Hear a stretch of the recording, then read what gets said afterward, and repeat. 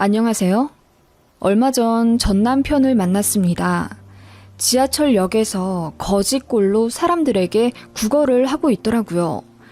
기가 막혀 말이 안 나오던 것도 잠시 약간의 통쾌함이 밀려오는 이 감정이 스스로 복잡 미묘하네요. 저는 지금 40대 중반이고요. 온라인 유아 관련 사업체를 하나 운영하고 있습니다. 현재 한 달 순수익 2,000에서 3,500만 원 정도로 자리 잘 잡은 상태입니다.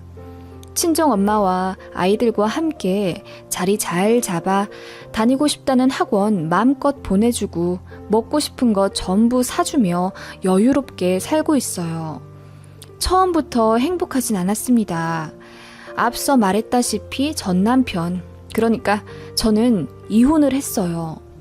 남편과 저는 대부분의 가정이 그러하듯 적당히 싸우고 적당히 화해하며 나름 평범하게 지지고 볶고 살고 있었습니다. 저는 당시에 그 정도 평범함에 감사하며 남편과 이룬 가정에 충실하며 아이 열심히 키우고 있었죠. 그날이 오기 전까지 말이에요. 남편은 공기업에 다니고 있었고 저는 전업주부였습니다. 그날 첫째 아이를 어린이집에 등원시키고 둘째를 데리고 소아과에 다녀오던 길이었습니다.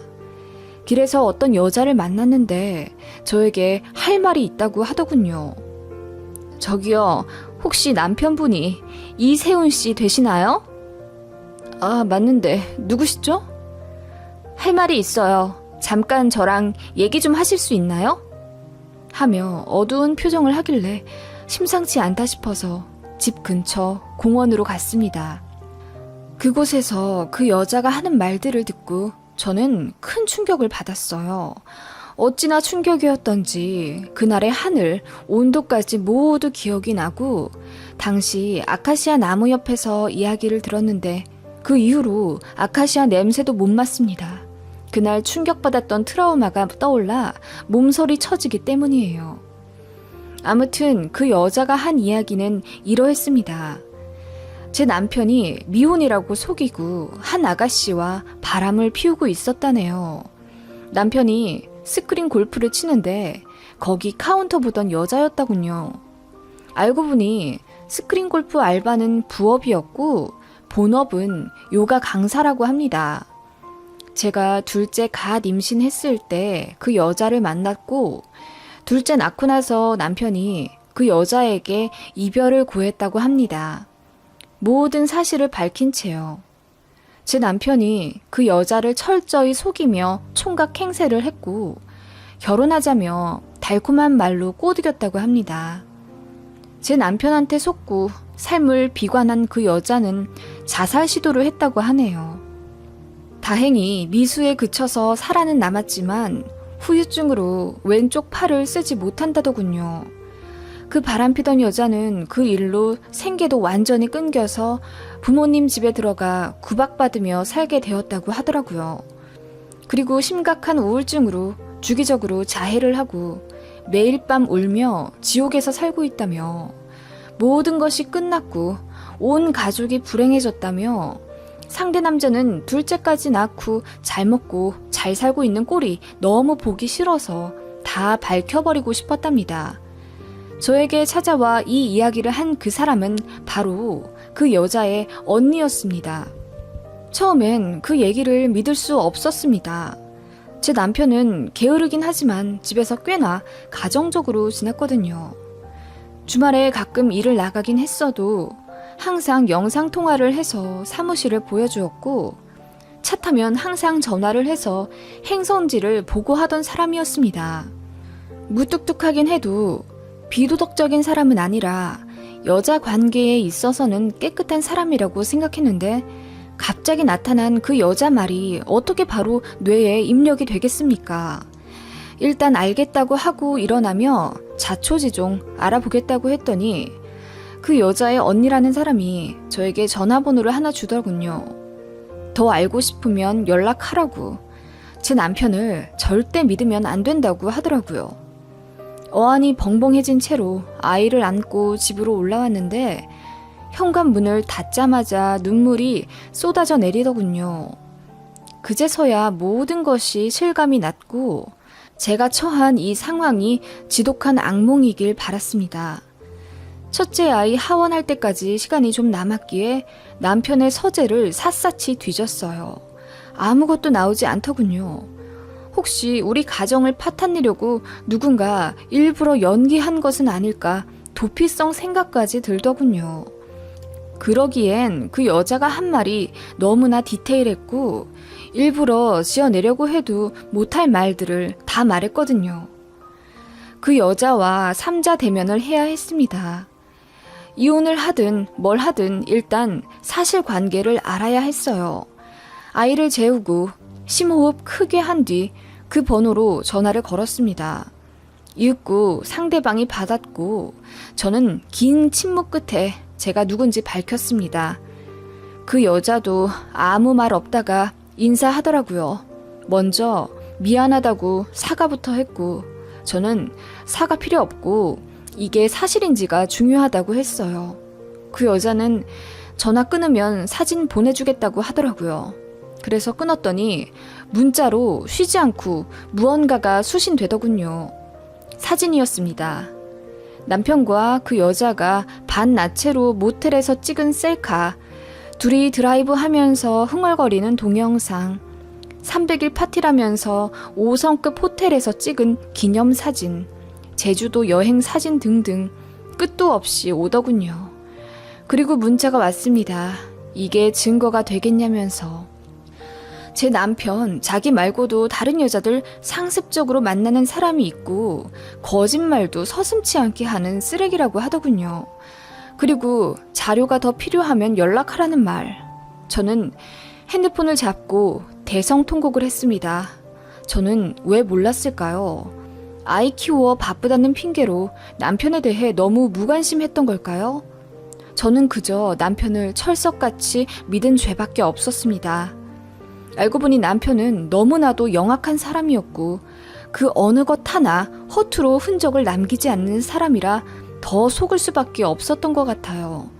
그 아가씨도 피해자겠죠. 나의 우주가 하루아침에 이렇게 무너져 내렸습니다. 순식간에 저는 지옥으로 끌려 들어갔고 그렇게 저는 눈물을 참을 수가 없었어요. 그때 아이가 낮잠에서 깨면서 저를 찾았고 아이를 안으니 신기하게도 바로 현실로 돌아오더군요. 눈물을 닦고 첫째 아이 하원을 시키러 가면서 저 자신을 다잡았습니다. 이렇게 된 거 더 슬퍼만 하지 말고 아이들과 함께 행복할 수 있는 방법을 찾자고 다짐했어요. 그날 저녁 남편이 아무렇지 않게 집에 들어오더군요. 오늘 어땠어?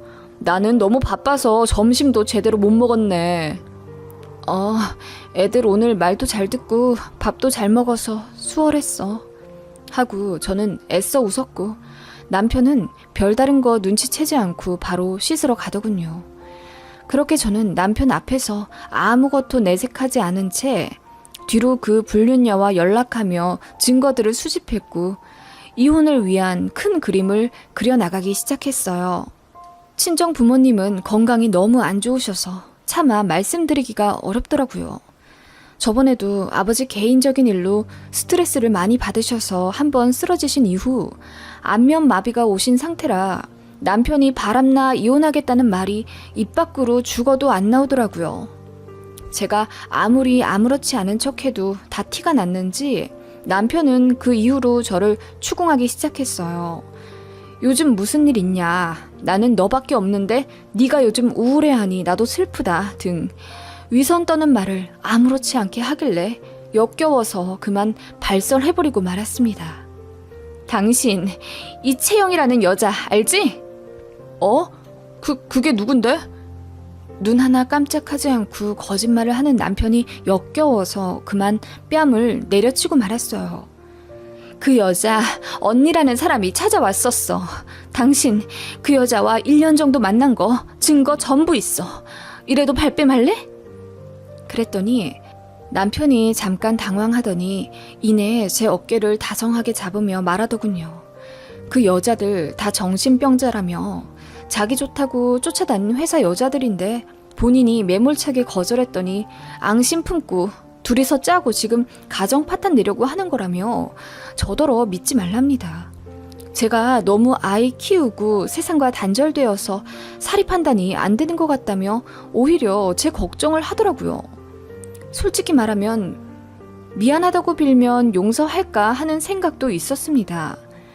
집에서 꽤 잘한 사람이고 아이들한테도 잘하니까 스트레스 때문에 딱 한 번 실수한 거라고 울고불고 빌면 그냥 눈 감아줄까 하는 생각이 있었는데 그렇게 나오니 정말 못 견디겠더라고요.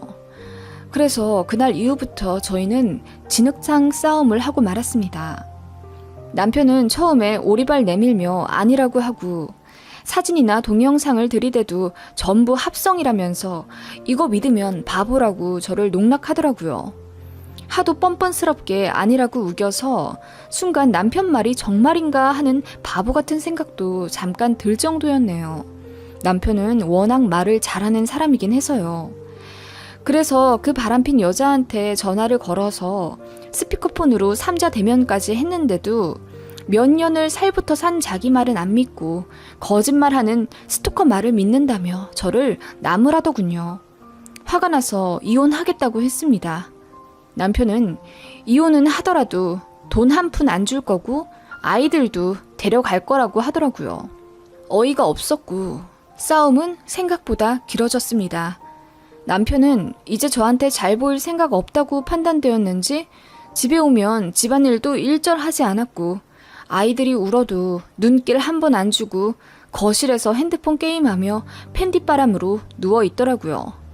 그 꼴이 보기 싫어 제가 나가고 싶어도 그렇게 되면 저에게 불리하다는 걸 알고 있었고 게다가 저는 아이들 데리고 당장 나갈 곳이 없었습니다.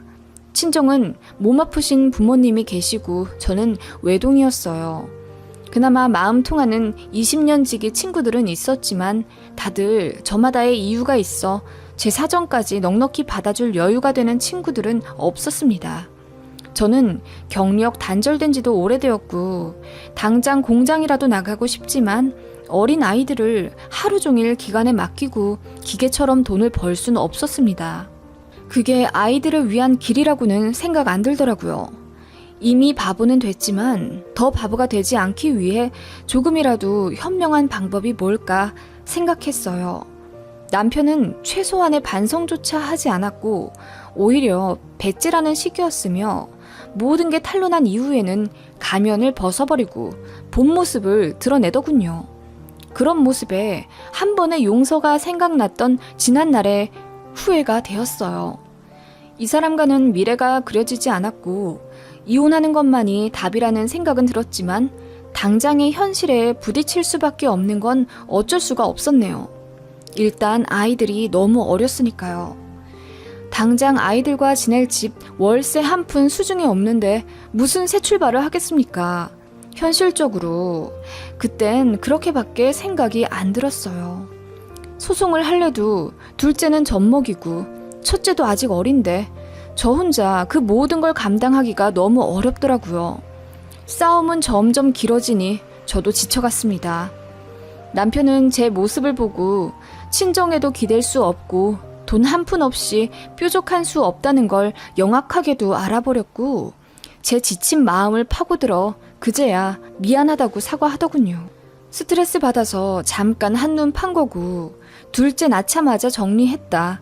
자존심 때문에 아니라고 발뺌했다. 다신 안 그러겠다 등등 눈물 쇼까지 버리며 저에게 미안하다고 며칠에 걸쳐 사과했고 바보 같지만 지치고 지쳐버린 저는 일단 알겠다고 했습니다. 하지만 마음속으론 칼을 갈게 되었고 남편을 다시는 믿지 못했습니다. 여자에게 경제력과 기동력이 얼마나 중요한지 피부로 깨닫게 된 저는 그날 이후부터 젖먹이를 아기띠로 업고 운전면허 학원에 다니기 시작했습니다. 운전면허를 따고 자격증을 알아봤어요. 저는 결혼하기 전에 비서로 일했는데 월급은 많았지만 비정규직이었고 딱히 경력으로 칠 수가 없는 이력이더라고요. 게다가 아이가 있으면 복지 좋은 외국계 아니면 비서로 일하기가 더더욱 힘듭니다. 그래서 제가 할 수 있는 일이 뭘까 오래 먹고 살 수 있는 일을 알아보며 한 푼이라도 벌어보자 싶어서 둘째 아이 돌 되기도 전에 가정 어린이집에 맡기고 하루 4시간 반 정도 집 앞 김밥집에서 알바를 했습니다. 남편은 제가 그냥 모든 것을 받아들이고 현실에 무릎 꿇은 줄 알더군요. 남편의 경제력 없이 아이들 데리고 나가 산다는 게 현실적으로 어렵다는 걸 본인도 이번 기회에 철저히 알게 된 거죠. 게다가 친정은 힘이 없으니 제가 얼마나 만만했겠습니까? 바람핀 인성은 어디 가지 못했고 그 이후로는 오히려 큰소리 뻥뻥 쳐가며 집에 안 들어오기 일쑤였습니다. 몸에는 여자 향수 냄새가 진동을 한 채로 술 취해 들어오는 날이 많았습니다. 이 사람 또 바람 피우는구나 싶어서 핸드폰을 보려고 했다가 귀신같이 알아낸 남편이 소리 지르며 화를 냈고 저를 의부증 환자로 몰기 시작했어요. 이제는 진짜 이혼해야지 마음 먹다가도 아이들 핑계로 무너져 내릴 수밖에 없었고 지금 생각하면 바보 같고 한심하지만 당시에는 정말 어쩔 수가 없었습니다. 도움 청할 곳이 그 어디에도 없었거든요. 저는 철저히 혼자였고 능력이 없었습니다. 그저 비상금만 챙길 수밖에 없었죠. 돈이라도 모아보자는 심정으로 알바 늘려가며 돈을 벌고 모았습니다. 남편은 이제 대놓고 외박을 했고 제가 뭐라 얘기해도 귓등으로도 듣지 않으며 본인 기분이 거슬리면 의부증 아내와 살기 힘들다며 시비를 걸기 시작했습니다. 처음에는 저도 맞서 싸웠지만 아이들 생각에 그냥 참게 되더군요. 아이들이 이제 눈치가 생겨 저희 싸우면 무서워했거든요. 그래서 웬만하면 싸우지 않으려고 남편에게 말을 걸지 않았고 저희는 그렇게 집에서 말 한마디 안 하며 서로에게 관심 갖지 않는 부부 같지 않은 부부가 되어 있었어요. 그나마 아이들이 티 없이 순수하게 잘 자라주어서 그게 행복이었습니다. 저도 최대한 집에서 아빠 마주치지 않게 하려고 주말에 아이들 데리고 놀이공원이나 키즈카페에 갔고 도시락 싸서 하루 종일 공원에서 놀고 들어오곤 했습니다. 남편이 애들을 봐주지 않았거든요. 애들한테 아빠라는 존재는 그저 거실에서 누워있는 사람일 뿐이었습니다. 그렇게 수중에 2천만 원 정도 악착같이 모았을 무렵 첫째와 둘째가 각각 5살, 3살이 되었어요. 이 정도면 아이들 기관에 맡기고 일할 수 있겠다. 월세 보증금은 되니 죽이 되든 밥이 되든 이제 정말 이혼하자 싶어서 남편에게 이혼 이야기를 꺼냈습니다. 그랬더니 남편이 이러더군요.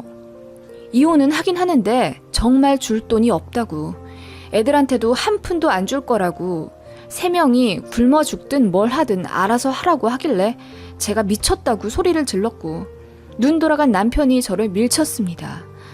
그 바람에 저는 탁자 모서리에 머리를 찍게 되었고 그대로 정신을 잃은 사고가 발생했었어요. 눈 떠보니 병원이더라고요. 옆에는 친정아빠랑 엄마가 눈물을 흘리며 저를 바라보고 계셨어요. 제가 남편이랑 싸우다가 탁자에 머리를 찧어 그대로 쓰러졌다더군요. 그리고 머리에서 피가 흘러나오자 남편이 놀라서 아이들을 급하게 옆집에 맡긴 채 119에 신고를 했고 제가 죽는 줄 알고 친정 부모님께 연락했다더군요. 저는 MRI 결과 아무 이상 없었고 충격에 잠깐 의식을 잃었다더군요. 한달음에 시골에서 1톤 트럭 몰고 올라오신 부모님은 응급실에서 저희 부부의 모든 사정을 알고 통곡을 하며 우셨습니다. 친정엄마가 울부짖으며 남편 등을 때리자 남편이 씨, 한심한 놓친내가 하면서 욕을 하더라고요. 그 바람에 놀란 친정아버지가 지금 장모님한테 뭐 하는 짓이냐면서 남편을 밀쳤습니다. 참고로 친정아버지는 일전에 한번 쓰러졌다 일어나신 이후로 안면마비가 오셨다고 했잖아요. 그래서 발음이 어눌하십니다. 아버지가 뭐라 화를 내자 남편이 피식 웃으며 제기랄 뭐라고 하는지 하나도 모르겠네. 아무튼 아무 이상 없으면 된 거잖아요. 하며 주머니에 손 넣고 나가더라고요. 그대로 남편은 집에 갔고 저는 친정 부모님과 울면서 이야기를 나누었습니다. 왜 아무 얘기 안 했냐는 친정 부모님 타박에 부모님 건강 때문에 심려 끼쳐드리기 싫었고 이혼해서 자리 잡은 다음에 말씀드리려고 했다니까 기대지 못하게 만들어서 미안하다고 하시더군요. 저만 괜찮으면 친정집으로 들어오라고 하셔서 이왕 다 밝혀진 김에 알겠다고 했습니다. 그리고 친정 부모님과 함께 저도 퇴원하고 집으로 갔습니다. 남편을 가정폭력으로 신고하고 바람 피웠던 증거들을 내세워 그대로 이혼 소송할 생각이었죠. 남편이 아이들 밥도 안 챙겨준 채 거실에서 핸드폰을 보고 있더라고요. 그 모습에 저도 눈이 돌아 애들 밥도 안 챙겨주고 뭐 하냐고 하니까 주섬주섬 일어나더니 저희 친정 부모님 보고 작은 소리로 욕을 내뱉더군요. 그 모습에 화가 난 친정 아버지가 네가 인간이냐며 당장 이혼하라고 화를 내셨고 갑자기 눈 돌아간 남편이 소리쳤습니다. 능력도 없는 처가 주제에 이혼하면 뭐 답이 있어? 그나마 내가 돈 벌어서 이 사람이랑 애들 먹고 산 줄 알아요. 이혼하면 월세집 전전하면서 애들 고생이나 시킬 텐데 집에서 밥이나 차리라고 해요. 그 말에 친정 아버지가 노하셔서 뭐라 화를 내셨고 둘이 언쟁이 있었습니다. 제가 말려도 소용이 없었어요. 그리고 친정 아빠는 잠시 뒤 앞이 잘 안 보인다고 하시더니 휘청 하시고 그대로 쓰러지셨습니다. 네, 그 모습이 아버지의 마지막이었어요. 순간 혈압 상승으로 뇌동맥이 막혀 쓰러지신 거고 병원에 모시고 갔는데 이런저런 처치를 했음에도 결국 눈을 못 뜨시고 병원에서 한 달 정도 의식 없이 계시다가 돌아가셨습니다. 남편은 친정아빠 상 치르는 내내 코빼기도 비추지 않았습니다. 저는 분노로 가득 차 남편을 그대로 죽이고 싶었습니다. 상 치르고 엄마 마음 좀 추스리게 친정에 아이들과 잠시 있다가 집으로 돌아왔습니다. 남편은 팬티바람으로 역시나 거실에 누워 자고 있었어요. 제가 소리를 지르며 깨웠습니다. 돈 한 푼 안 줘도 되니 이혼만 해달라고. 그러니까 씩 웃으며 일어나더니 알겠다고 하더라고요. 그러면서 제가 알아야 할 것이 하나 더 있다고 하더라고요. 사실 현준이랑 당신 보험 담보로 2천만 원 대출 받았어. 그것까지 갖고 가. 그러면 깨끗하게 이혼해줄게. 하는데 눈앞이 순간 아득해지더라고요. 미친 새끼라고 욕하며 남편에게 쿠션이며 아이 장난감이며 잡히는 대로 집어 던졌습니다. 남편이 악마처럼 웃으며 그걸 피하더군요. 나 이거 맞으면 당신한테 불리한데? 미친놈, 우리 아빠 죽인 것도 모자라서 애들 목까지 탐내? 당신 진짜 인간이야? 왜 이렇게 변했어? 아니, 대체 당신 왜 이런 본 모습 숨기고 나랑 결혼한 거야? 당신이 잘 알아보던가. 나 원래 이런 놈이었어. 하며 깔깔 웃는 남편. 저는 그 이후로는 잘 생각이 안 납니다. 극도의 스트레스 상태였는지 제가 밥을 세끼 잘 챙겨 먹긴 했는지 아이들을 잘 돌보았는지도 생각이 안 나고 정신 차려보니 협의 이혼 신청한 상태더군요. 제정신 아닌 상태로 이혼을 한 겁니다. 그냥 정신이 나간 채로 남편과 어떻게든 당장이라도 헤어지고 싶었습니다. 남편은 조정기간에도 미친놈처럼 뻔뻔하게 있더군요. 아이들에게 그 어떤 미련조차 안 보이더라고요. 저는 분노하다 못해 차분해진 상태가 되었어요. 저는 그렇게 아이들 짐을 챙기고 좁은 친정집에 들어가게 되었어요. 아이들도 다니던 어린이집과 이별을 하고 하루아침에 타지로 오게 된 거예요. 친정 부모님이 쇠약하신 관계로 오래 집에 있는 짐들을 정리 못하셨기 때문에 근 10년은 묵은 짐들을 모두 정리하니 그나마 아이들과 살만한 집 상태가 되더군요. 깔끔하게 정리했고 저는 친정엄마와 두 아이들하고 새 출발하기로 마음 먹었습니다. 남편이 아이와 제 명의로 받은 대출금 2천만 원. 네, 바보 같지만 제가 모은 돈으로 갚았습니다. 그렇게 하지 않으면 남편이 정말 이혼 안 해줄 거라는 걸 알았거든요. 듣는 사람은 바보라고 하겠지만 저는 지금도 후회 없습니다. 그렇게 빨리 처리해서 아이들에게 못 볼 꼴 안 보이고 빨리 새 출발할 수 있었거든요. 그리고 다행인지는 모르겠지만 친정아빠의 사망보험금이 9천만 원 정도 나왔습니다. 친정엄마가 그 돈 모두 저희한테 준다고 하셔서 저는 극구 부인하고 친정엄마 명의로 작은 아파트 전세를 계약했어요. 집값이 높지 않은 지방 소도시라 22평도 그 정도에 살 수 있었습니다. 살던 집 처분하고 간단하게 인테리어하고 들어오니 정말 행복하더군요. 친정엄마도 아빠 돌아가신 직후에는 충격으로 건강이 안 좋아지셨지만 아이들 재롱 보시며 매일 웃으시니 기력도 점점 회복하시더군요. 저는 낮에는 아이들 어린이집에 맡기고 근처 공장에 일을 다니기 시작했어요. 생산직이 아니고 관리직이었습니다. 그렇게 2년 정도 다니다 보니 저도 공장 라인에 대해 빠삭하게 되었고, 당시 저희 공장이 유아 관련 물건을 제작하고 있었는데 서당께 3년이면 풍어를 읊는다더니 저도 한번 제작을 해서 판매해보고 싶더라고요. 평소에 아이들 키우면서 사용하던 유아 물품 중에 불편했던 점들 보완해서 한번 제작해볼까 하는 생각이 들었고, 더는 시간 허비하지 말고 바로 실천하자고 마음 먹었습니다. 그렇게 공장 다니며 아이디어를 짰고 특허청 드나들며 유아물품 2가지를 제작했습니다. 공장장님께서 제 사정 아시고 다른 공장들과 협업할 수 있게 도움 주셔서 그 덕분에 첫 물건이 잘 나오게 되었어요. 저는 공장을 관두고 바로 사업자 등록을 했어요. 그리고 다니던 공장과는 거래처를 맺게 되었습니다. 쉽게 말하면 제가 만들고 싶은 물품을 공장에 의뢰하면 공장에서 그대로 만들어주는 방식이었고, 저는 그것을 손수 포장하고 온라인 몰 통해서 판매하게 되었습니다. 조금 무모하다고 생각은 들 수 있겠지만 저는 어차피 한 번뿐인 인생, 아이들을 위해서라도 더 이렇게 살면 안 되겠다는 생각이 들었고, 마침 공장장님께서도 하다가 언제든지 돌아오라고 저를 응원해 주셨기에 가능한 일이었습니다. 제 물건들은 처음에 아무 반응 없더니 2달 만에 입소문을 타고 빠르게 판매되기 시작했습니다. 몇 번의 품절을 겪고 몇십 번의 재입고를 거쳐 제 물건과 저희 브랜드는 인터넷 뉴스에도 날 정도로 유명해지기 시작했고, 저는 그야말로 돈방석에 앉게 되었어요. 첫 해 제가 번 순수익은 2억 2천 정도였습니다. 물론 당연히 힘들었죠. 제가 직접 포장하고 쇼핑몰 관리까지 해야 했기에 처음에는 하루에 잠을 3시간도 못 자면서 처리했습니다. 나중에는 구매자가 너무 늘어나서 알바를 구했고, 규모가 점점 커짐에 따라 작은 사무실을 구하게 되었습니다.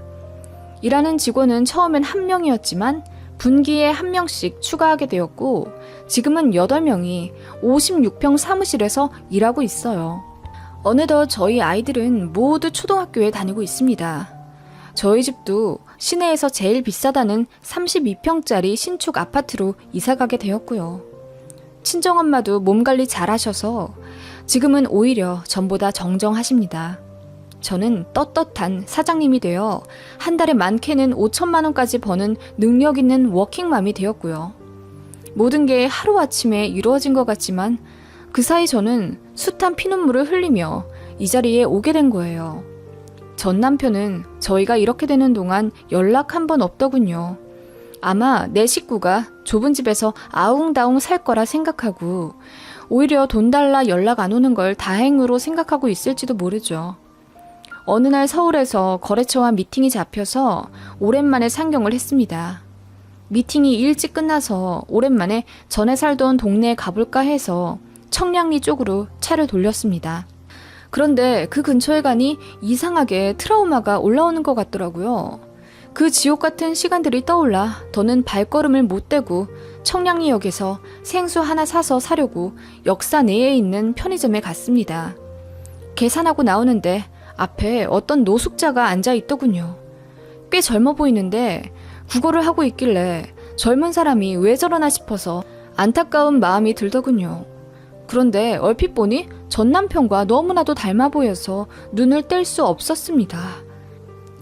자세히 가서 들여다보니 세상에, 그 사람은 제 전남편이 맞았습니다. 첫 번째 결혼기념일에 커플로 샀던 운동화를 신고 있었는데 다 떨어져서 밑창이 드러나 있고, 어디서 주워 입은 옷인지 맞지도 않은 해진 가죽 점퍼를 입고 그렇게 사람들에게 텅 빈 플라스틱 분유통을 내밀며 구걸을 하며 앉아있더군요. 우리 아이가 굶고 있어요. 1,000원만 도와주세요. 하는 그 사람은 분명 제 전남편이 맞았습니다. 그 악마 같은 놈 맞더군요. 제가 그 앞에 또각또각 구두 소리를 내며 섰습니다. 제 구두를 보고 전남편이 굽신거리며 도와달라 더 목소리를 내더군요. 그러더니 고개를 들어 천천히 제 얼굴을 확인한 후 비명을 지르더군요.